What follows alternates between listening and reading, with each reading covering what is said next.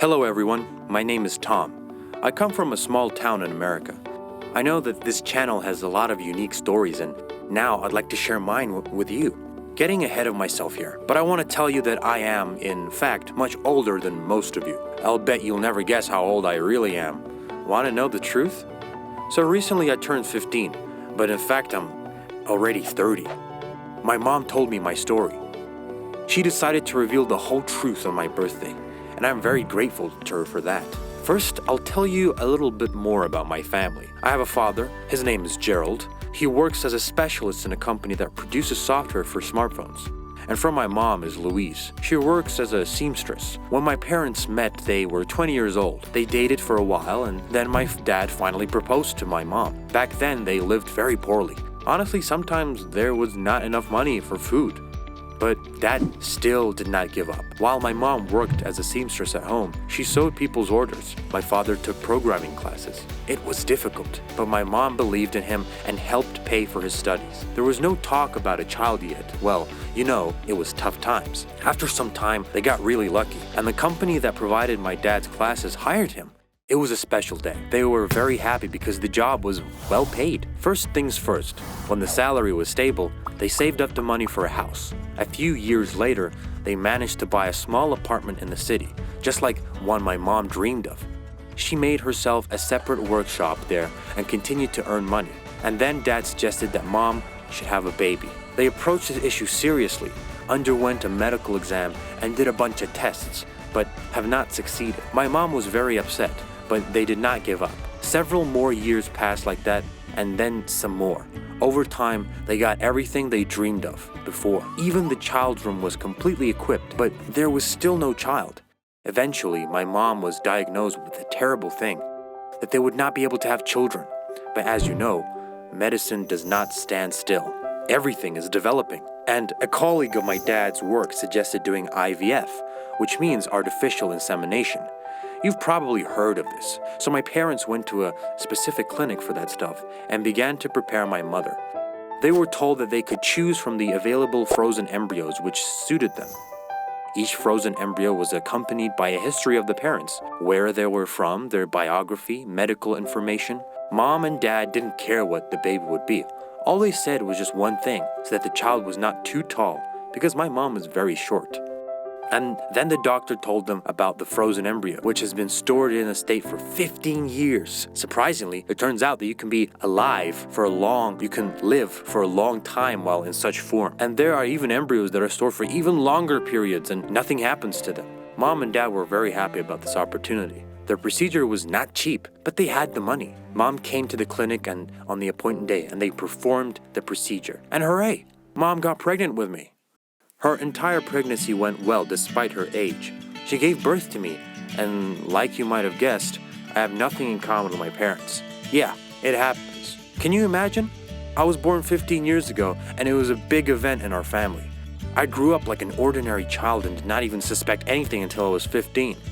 On this day, my parents, as usual, woke up before me and started preparing for my birthday. There was chaos in the house. My mom was calling guests and invited them to our house for a party. I was opening presents and waiting for my cake. Suddenly, a friend called my mother and asked to meet her at the station. Aunt Anna came all the way here for me. Mom asked me to pay for the cake delivery and told me to take the money from her drawer in the bedroom. When the delivery guy arrived, I ran into the room for the money. And while I was pulling out the wallet, some blue folder fell out from it. I was never interested in pieces of paper, but this folder attracted me because my name was written on it.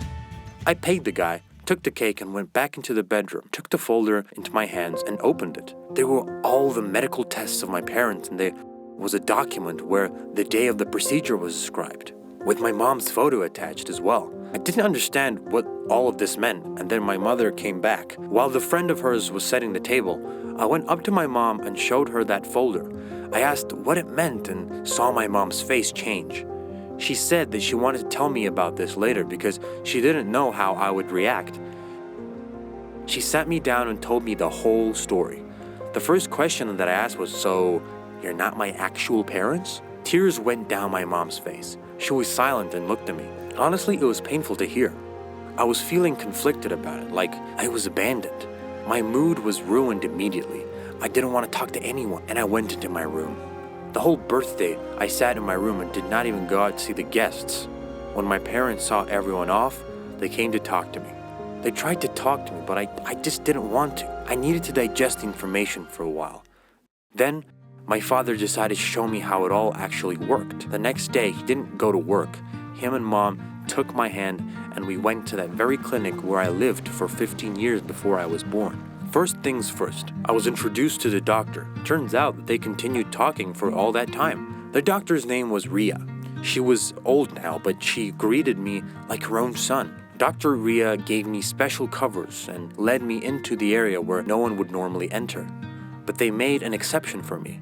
I saw something unusual there. It looked like refrigerators. The embryos were kept in there, and they were turned into humans. I was amazed at how complicated everything was. I asked the doctor why people abandoned their own children like that, but the doctor replied that this was not leaving a child, but giving an opportunity to people to become parents who cannot have their own children, like my parents. Dr. Ria showed me around some more, and all this time my parents were waiting for me in the hallway. Mom was noticeably nervous, but the doctor was in no hurry. She told me everything and showed me photos of families who became parents thanks to her. She carries an album with her. There was also a photo of my parents with me. This photo was taken on the day I was born. Mom and Dad were so happy. They both held me and smiled. Mom looked at me with such a loving eyes, and then I noticed that the look in her eyes hadn't changed at all over the years. I got out of there half an hour later, silently got into the car, and we drove home. I analyzed things back in my room and realized that I was actually very lucky, because I might have been not born at all. I would have been lying there in a cold refrigerator for another 15 years, and who knows, maybe I would get different parents. For example, those who wouldn't throw parties every year on my birthday, who wouldn't kiss me every night before bed, who wouldn't bring me goodies after work. All I wanted at that moment was to go up to my parents and say how much I loved them. This is what I did. Mom cried for a long time, and she said that she was afraid that I would hate them. But I had no reason to do it. I'm grateful for everything to her and my dad because I'm so happy. I'm a happy teenager in a wonderful family.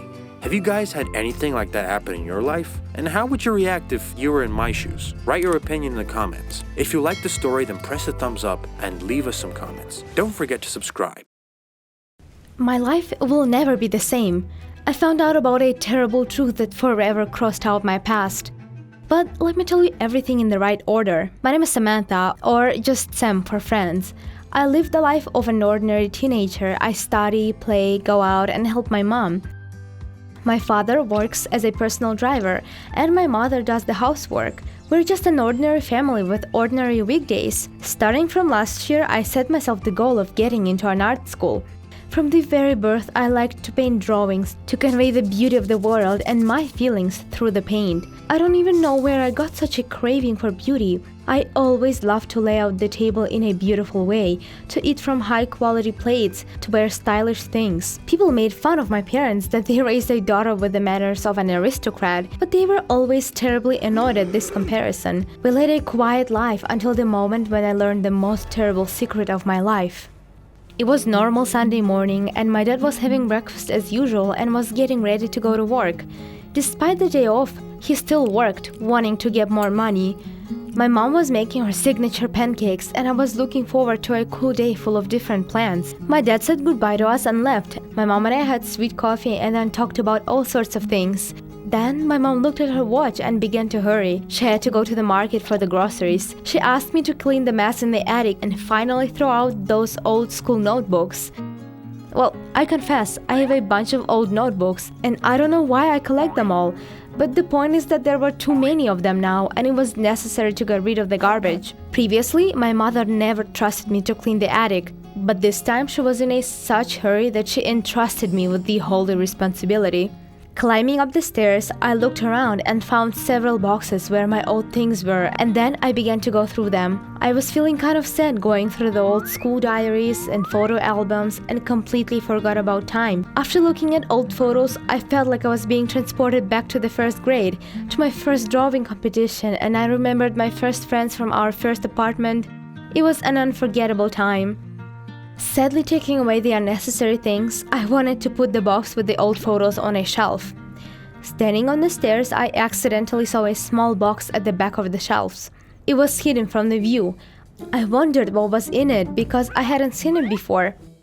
Reaching for the box, I hardly grabbed it by its corners, and then when suddenly, "Sam, I'm home!" I heard the voice of my mom from the hallway. From the sudden surprise, I almost fell off the stairs, but having managed to grab the shelf, I was able to stand. In my hands was this mysterious box, and my desire to know its contents grew even more. Hiding my find under my jacket, I went down to my mother. The evening dragged on for an insanely long time, and I could not wait to open the box alone by myself. Immediately after we had dinner, I went into my room and where, at last, feeling like a super spy, I discovered the find. Inside were some old photos and clippings and magazines and a couple of theater tickets. Generally speaking, nothing that would be too interesting.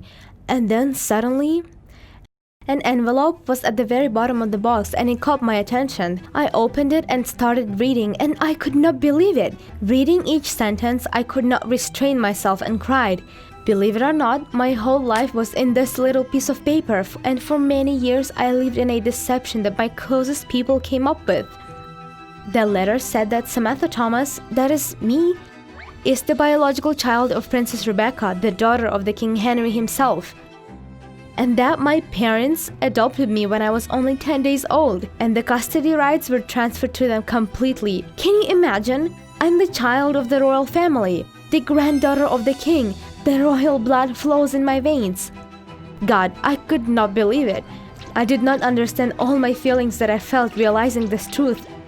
I was so surprised and shocked and angry. I did not understand why they gave me up for adoption. Why haven't my alleged parents told me the truth for so many years? And how did it happen that a king and a simple personal driver are both connected in this story? I had hundreds of questions which I demanded the answers to. Having run out of my bedroom, I went up to my parents with a letter in my hands and demanded an explanation. My mom began to cry, and my dad sighed and asked me to sit down and listen to him calmly. My heart was pounding wildly and my hands began to shake with emotion. I looked at my parents and could not imagine that I was not their own daughter. And then my dad began the story. A long time ago, my dad worked as a personal driver for the royal family. He drove the king's children and looked after their car collections and then repaired the cars. He liked that he was part of their life, although he understood that these were very completely different people with their own rules and their own principles. The king was a very tough man, very strict and not sociable at all. He created rules in the house that absolutely everyone had to follow, especially his children, Christopher and Rebecca. The king thought only of power and the children felt really unloved. Christopher went abroad to study and did not want to return home, so as not to fall under the endless control of his father again. After his departure, Rebecca became even more unhappy. She didn't need the money or a beautiful life. She just wanted to be loved and cared for. So she met a young man whom she fell madly in love with. He was from a simple, ordinary family, but Rebecca did not care. The young people got married secretly and were really happy. Suddenly, after some time, the guy just disappeared, and nobody knew what happened to him or where he was.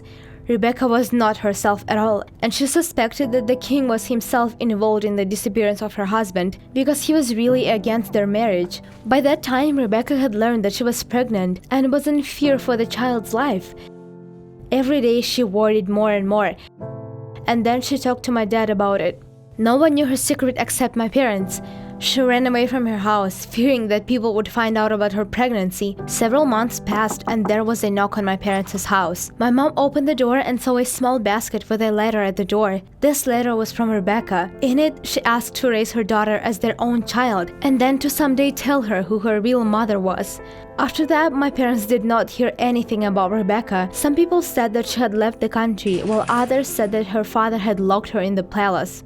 Mom and dad loved me with all their hearts, and they never felt that I was not their own daughter.